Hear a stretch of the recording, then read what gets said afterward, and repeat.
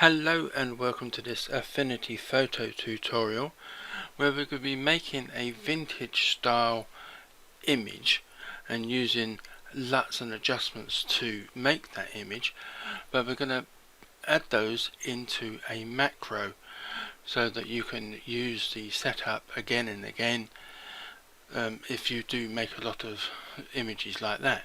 Now, it's not necessarily restricted to vintage style images. You can use this process on any sort of style that you are trying to get and want to get regularly. It just means changing the LUTs or changing the adjustments to suit your personal needs.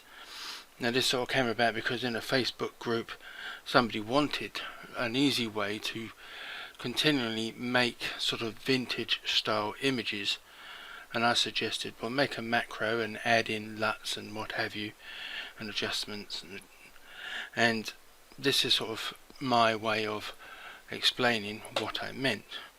Now, I did make a written version of this tutorial a couple of days ago, and I'm going to release it today or tomorrow, and this is going to be like the video version obviously, but I'm going to extend the video version slightly to add a few extra things in that I thought was slightly missing from the written tutorial after I'd sort of tested it a few more times after writing the tutorial.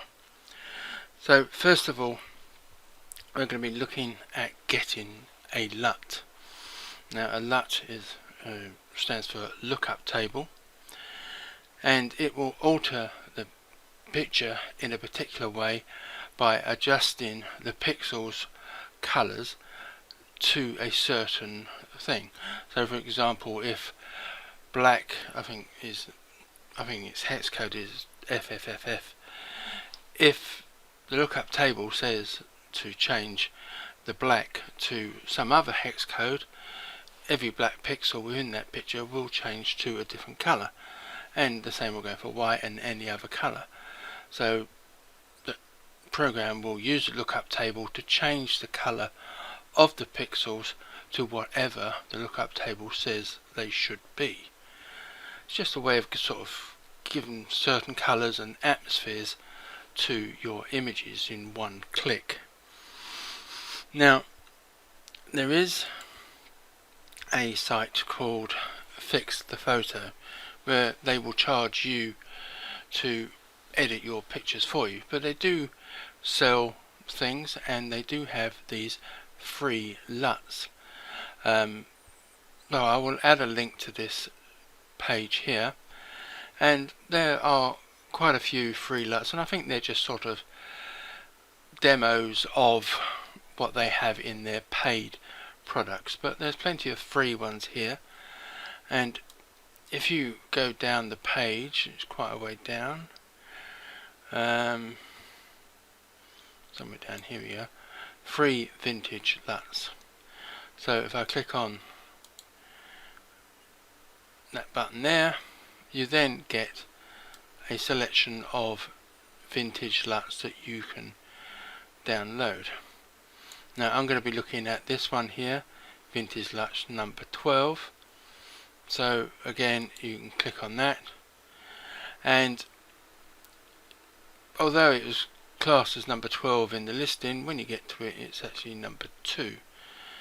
Now, I'm guessing the premium film LUTs is ones you pay for, and you may have to pay for these other ones as well. So I'll just put a little dot in the free one and then click on free download, and then you give them your email and sort of click download now, and then I think there's a thing about are you a robot or not, and then you put a tick in that, and then when you go to your email it will give you the link to the free download, and when you download it, it will be a zip file, and you just extract that zip file and you will then be able to install your LUT. So I'm going to come back to Affinity Photo. Now, we need to make that LUT one of the presets. Now, presets can only be accessed via the adjustments tab up here, and then when you come down, well, it doesn't matter which, say for example the curves, the preset for curves is here, and selective color. Most of these have only got like one, but say lens filter, I bet it's only got one. Let me try and find it's got more than one. Black and white, here we go. We've got these are either presets that were made by Serif or ones I've added myself, but that is the only way to access presets. So let me just shut these ones, and I'll come back to the layers menu. Now what you need to do is open a picture. It doesn't really matter what picture you open, but it's probably a good idea to use a picture that comes straight out of the camera, one that hasn't been edited yet. So that will then be the size that you will generally get all the time from your camera, unless you've cropped it down. I mean, that's not a major problem if you've cropped it down, but I would advise, this is my personal opinion, to start with this one that's straight out of the camera. So for my camera it's 5184 by 3456 pixels. So I've opened this picture, and so now what I'm going to do is insert the LUT as a preset. Now I can do this from this half black and white icon down here and come to LUT, and this opens the LUT menu box, and I need to load in the LUT that I downloaded. So if I navigate to my downloads, and it is here somewhere, number 2, and in this particular case you've got two versions of the LUT here. One is a .cube and one is a .look. I've no idea whether the .looks work in Affinity Photo, but they definitely work with .cube. So I'm going to select that one, open, and then as you can see, if I turn this on and off, that LUT has already been added to this image, and it is listed here in the box. Now this is when you then add it to your presets by clicking on this button up here, and you give the LUT a name. Now if I was you, I would pick a name that is memorable for you, particularly as to what that LUT does. I mean, you get some LUTs and they have some really silly names. You know, I don't know, like might call it magma or coffee or something silly like that, and it doesn't really tell you what it does. So I would, in this case, when it says film LUT vintage, you know, that's quite a good name. It tells you what it's going to be. So put in that name. Now I'm not going to do that because I have already inserted it, so I'll cancel that and I will delete that. And so if I come to the adjustments and come to LUT, and this is the adjustment tab, you get this list and you can scroll down, and I have all the ones that I've inserted, and as you can see there, I have named it the same as what it was because it tells me what it does. So that is O2 film LUTs vintage film look. So I'm not going to start that just yet, because now that we have the LUT installed as a preset, we can then start to make a macro. Now I don't know if you've ever made a macro before, but basically a macro is just a recording of certain steps that you make, and it will record them and save them, and then you can just repeat that process again and again.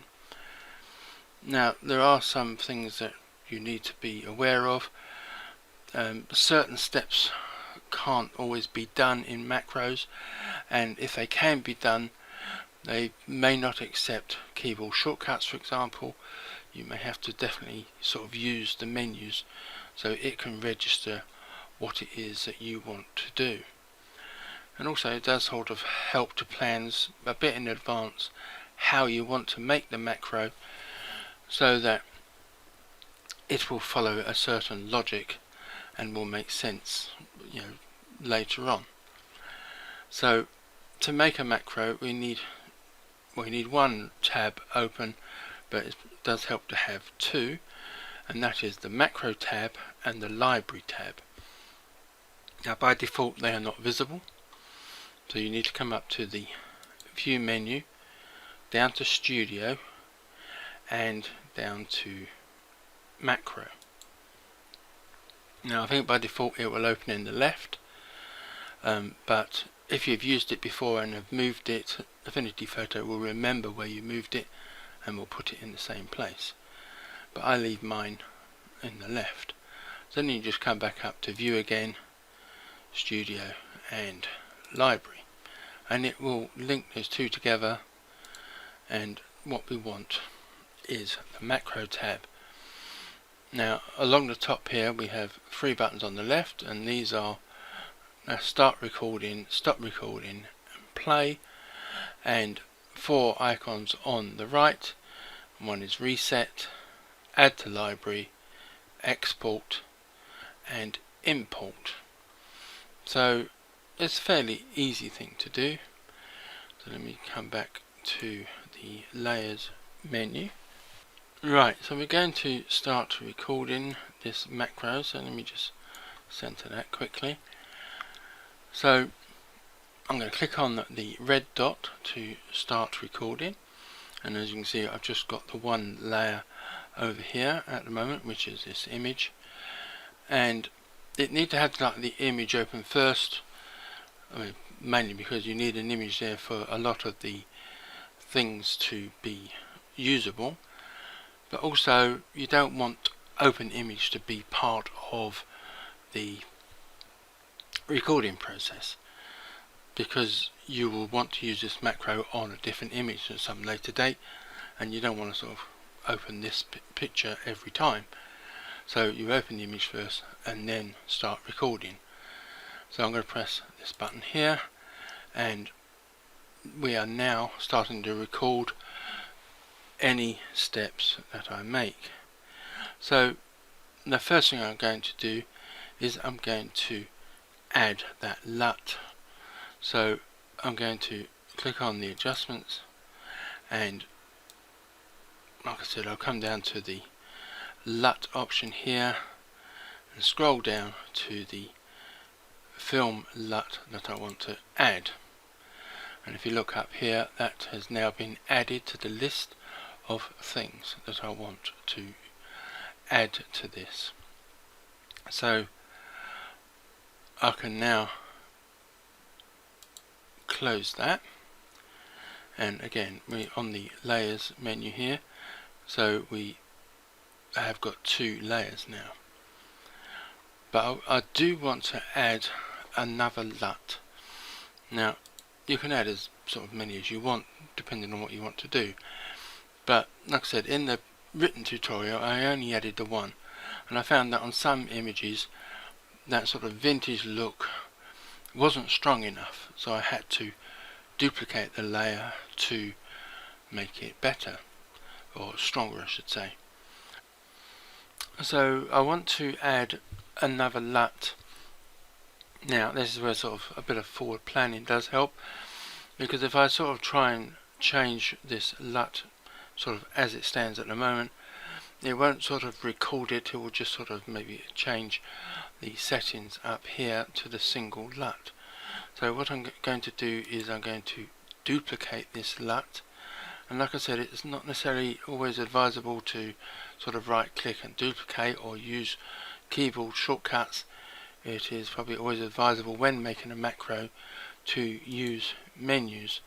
So if I come to layer and duplicate, as you can see it has duplicated that layer, and if I now open this, which is not going to let me do, I'm not sure why, if I come back down here and just change this to a different one, and I want it to be vintage Kodak. That's it, it works that time. See, this is why it's advisable to sort of maybe even practice it once or twice, just to work out what it will accept and what it won't accept as part of a macro.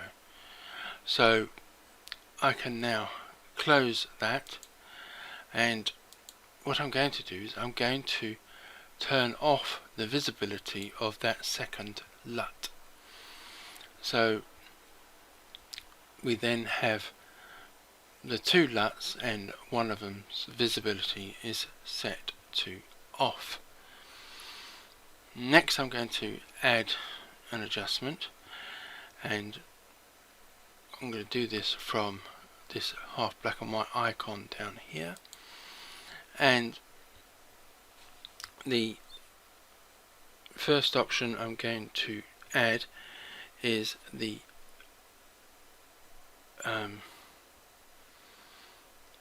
lens filter. So I've lost track of where I was there, sorry, because sometimes you may want to add a sepia colour to make your pictures look older, but I'm going to keep it on the orange setting at the moment, and then just close it down and turn off that layer's visibility.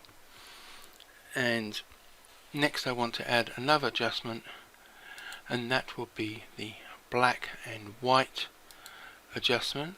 And again, I'm not going to make any alterations here, I'm just going to shut that down and turn off that layer's visibility. And next I want to add a live filter, and this is a sort of two triangles sitting on top of each other, and if I click on that we get the live filter menu, and I want to sort of do the add noise, and I'm going to set this at about 10%. There we go, 10%. Close that down. Now I want this visibility to be left on, but live filters sort of by default will make themselves a child layer of whatever was currently highlighted, which I don't want. I want it to be a separate layer on its own at the top. Now again, because we're recording a macro, you can't just sort of click and drag and move it up, so you need to sort of make sure that that layer is highlighted and come to arrange and then move outside, and that will put that on top, and it will affect all the layers underneath it. So I'm going to keep that one active, so I've got the first LUT active and the add noise LUT active. Now the next thing I want to do is to add some sort of textures, layers, light leaks, things like that. And what I'm going to do is I've got a light leak and a couple of textures here which I got off of various websites or magazine cover discs, but I'm going to just open these up in Affinity Photo, and it should all open up here. Here we go. Now it shouldn't affect the macro that we were making, because that's a totally different thing. So what I'm going to do is I'm going to right click this particular layer, which is a light leak, and I'm going to copy it, come back to my image here, and again not using keyboard shortcuts but using the edit menu, come down to paste.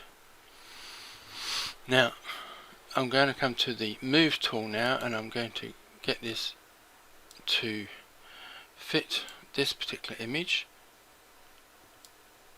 and as you can see it has added a couple of transform options here, but if you move yours more, it will just add more transform settings.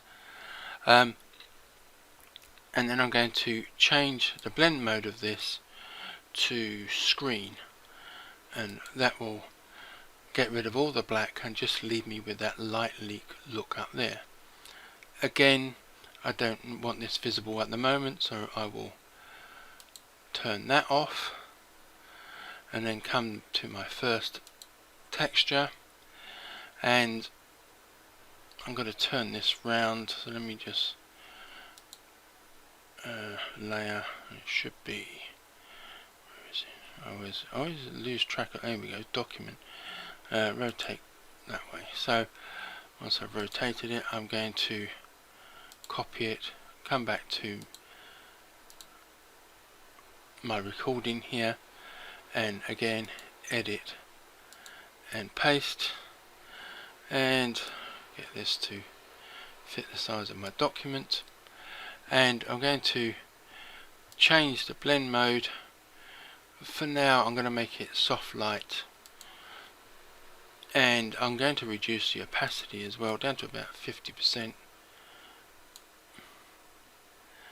like so, and then turn off its visibility.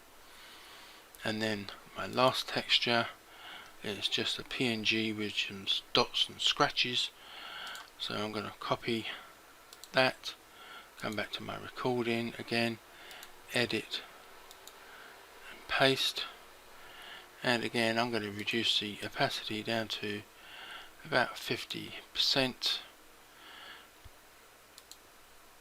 I'm going to leave the blend mode as it is, because it's PNG, it's already lost the background, it's just got the dots and scratches.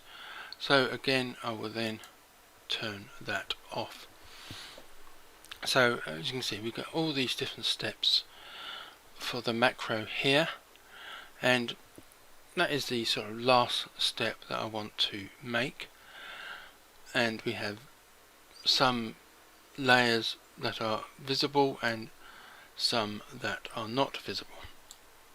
So I can now press stop recording. Now I'm going to save this. Now we got the export button here, which is the third one in this group of 4 over here, and I'm going to export this, and I've there.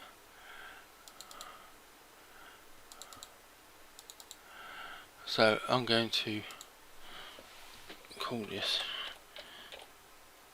Vintage Film Look 2, because number 1 is what I did for the written tutorial and it had less steps. Now the thing to note here, when you save a macro from the macro tab, it will save in the .af macro file format,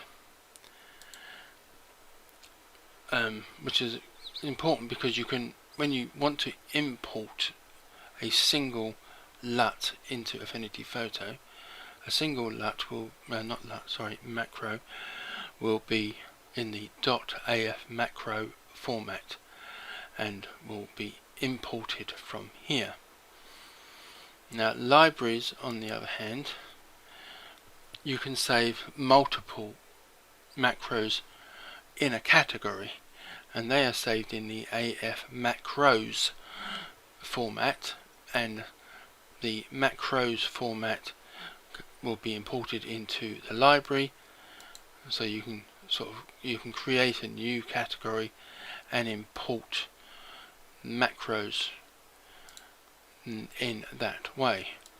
So back to the macro tab. So I've saved it as a single macro, but I do also want to add it to the library. So if I come to add to library,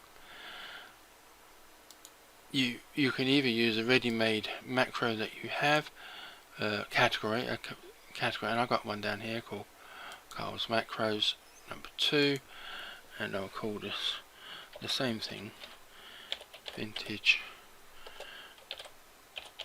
Film Look 2, and click OK.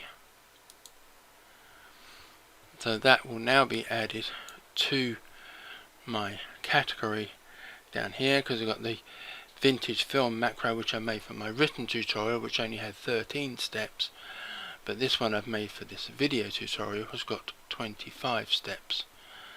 So I can now close these pictures. I don't need them anymore, and I don't need this one anymore. So we're going to be using this macro on this picture, which I got from pixabay.com. So all you need to do now is, if you've saved it to your library, you can open your library tab and just click on the particular file, or if you have saved it as a single macro, you can import it and come to the AF macro file and import it that way. And what I will do is I'm going to save this category because it's now got this extra macro in it, and to do that you just come up to the title option here, and in the menu next to it you can export macros, and as you can see this is the AF macros format. So I will save that, so if I ever have to reinstall Affinity Photo, I can just quickly install my library options that way. So using the macro, we come down here, you just click on this and it will run through all those steps you made. It'll be hopefully very quick, and you will see it over here. I'll click on that, and as you can see it has opened all those steps, and the ones I left on are on and the ones I turned off are off. Then it's just a case of seeing what works with your particular picture. So at the moment I have the one LUT on. Let me try it with the other one, and maybe because there are two different LUTs I could turn off this one and see what looks best. It either looks okay with both LUTs on. I think I prefer this particular picture with the second LUT on. But if you've only added the one, you can always just right click and duplicate it. Now the lens filter and the black and white options are probably best if you want to go down the black and white sepia look, which I don't necessarily want to do with this particular picture, but I will leave them turned off. But they are an option there if you want to go down the black and white or sepia look. Now the noise, you can double click on this, and if you want a bit more noise or a bit less noise, you can alter it now, but I'll leave it on about 10. Now we come to the sort of textures that I added. So I'm going to highlight that lens leak layer, and if I come to the move tool, let me close these file tabs up here because I don't need them anymore.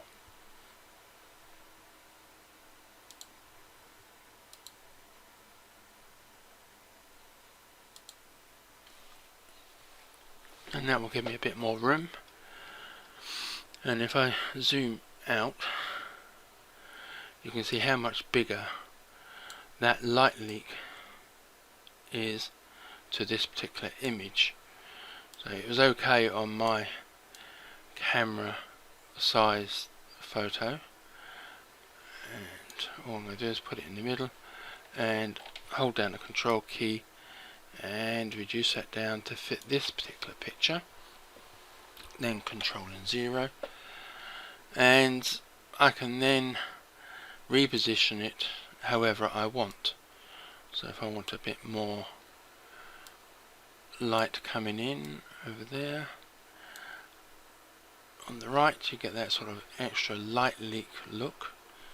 So let me just center that again, and I'm going to turn on the visibility of that texture layer. Again, it's probably a lot bigger than that Pixabay image, but because it's already on soft light, you can sort of use the move tool to just move it around and add a bit of texture. You can reduce the opacity if you want, or change the blend mode if you want. And the last one is the texture with the dots and scratches. Again, that's probably a bit too much, so I'll just, might help if I was on the right layer, and I'll just add a hint of those dots and scratches with 9% there, and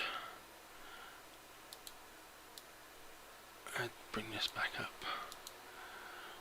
So, there you would finish, and you've got sort of a vintage style look.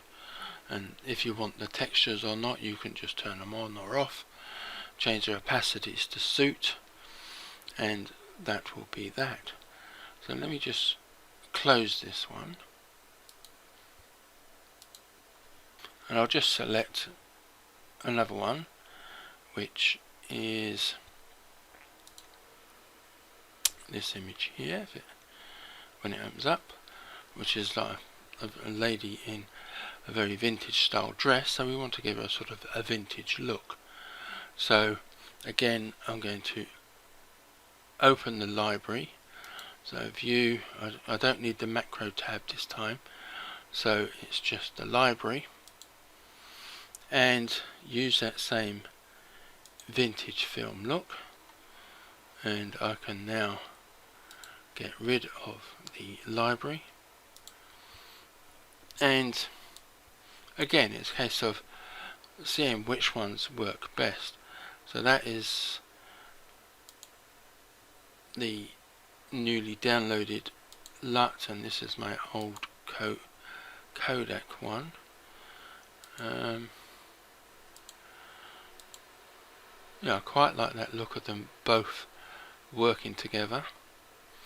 Now this time I do want to go down like the black and white look, so we will go black and white first, double click on that, and then it's a case of altering these sliders to get the image to look, there's no green in there, I doubt there's any blue in there, or cyan or blue, no, so it's mainly red and yellow that is going to affect this particular image. And yeah, I quite like that one. And again, we got the lens filter, so I'm going to highlight that layer, turn that on, and in fact what I do need is for this to be above that black and white layer, so I'm going to raise it up. So I should have made the macro with the lens filter above the black and white layer, otherwise you won't notice. This is why you should plan ahead. This is why, like I said at the beginning. So I'm going to change the colour of this to a sort of darker sepia type colour, about there. I might increase its intensity a bit.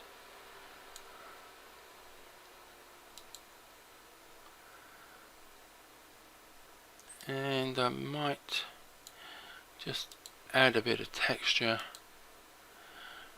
to that from the texture layer, and it might be a good idea to also rename these, which again is something I probably should have done when I was recording the LUT, because the macro, I keep saying LUT, recording the macro, because it will record the name changes if you change the layer names. So it's a good idea to sort of practice the macro and see what order works best and what records best, and work it that way. But yeah, I'm quite happy with that. It looks like a very old photograph rather than the new modern photograph that it started out as. So I think that is everything covered. So thank you for watching and goodbye.